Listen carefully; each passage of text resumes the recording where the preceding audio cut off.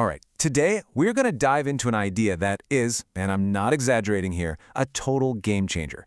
It's one of those things that can completely shift how you think about, well, everything, your work, your relationships, even yourself. We are talking about mindset. So, where does all this come from? It's all built on decades of incredible research by Dr. Carol S. Dweck, a psychologist at Stanford. She became obsessed with one fundamental question. And that question is this: why is it that some people seem to fall apart when they hit a roadblock, while other people actually seem to get stronger from the exact same setback? I mean, you've seen this, right? Two equally talented people face the same challenge. One quits, the other doubles down. What's the deal with that? What Dweck's work uncovered is that the answer isn't really about your raw talent or how smart you are. It's about a belief, a really simple but incredibly powerful belief you hold about yourself. And that brings us right to the heart of it all. It's what she calls a tale of two mindsets. Let's break down exactly what they are. So, first up, we have the fixed mindset. This is basically the belief that your abilities are carved in stone. You're born with a certain amount of intelligence, a certain amount of talent, and that's your lot in life. This way of thinking creates this constant pressure to prove that you have a good hand. You know, when someone says, "Oh, I'm just not a numbers person," that's a classic fixed mindset statement. And then on the complete other side of the spectrum, you have the growth mindset. This is the belief that your abilities are more like a muscle. Yeah, people might start at different levels, but anyone can get stronger through practice and hard work. For someone with a growth mindset, not being a numbers person just means they haven't learned how to be one yet. That little word makes all the difference. And this is really Dweck's central point. Just understanding that these two mindsets exist can have a massive, profound effect on your life. So much of our success is built on a belief system that, it turns out, we can actually control. Okay, so that's the theory, but how does this actually look in the real world? Let's dig into how each mindset deals with the two things we all face constantly: success and failure. Let's start with success. When things go well, what's the ultimate goal? For the fixed mindset, it's all about validation. It's about looking smart, looking talented, looking perfect. But for the growth mindset, the win isn't just the praise or the promotion. The real win is the learning, the process, and the stretching you had to do to get there.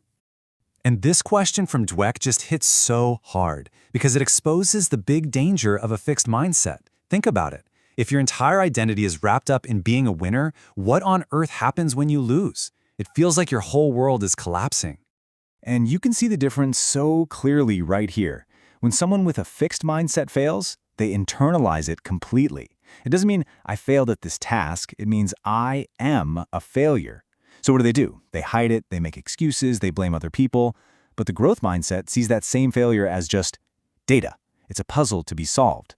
The response is to confront it, learn from it, and figure out a better way forward. This brings us to another huge difference between these two ways of seeing the world, and it's how they think about the idea of effort itself. Now, this is really fascinating. In a fixed mindset, having to try hard is actually a little embarrassing. It's seen as proof that you aren't a natural genius. If you were really smart, it would just come easy, right? But in a growth mindset, effort is the hero of the story.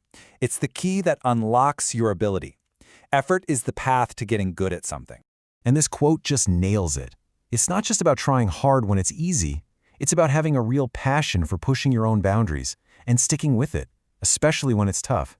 That's the engine that powers the growth mindset. Now, as you're hearing all this, you might be thinking, uh-oh, I definitely recognize some of that fixed mindset stuff in me. And hey, that's totally okay. We all do.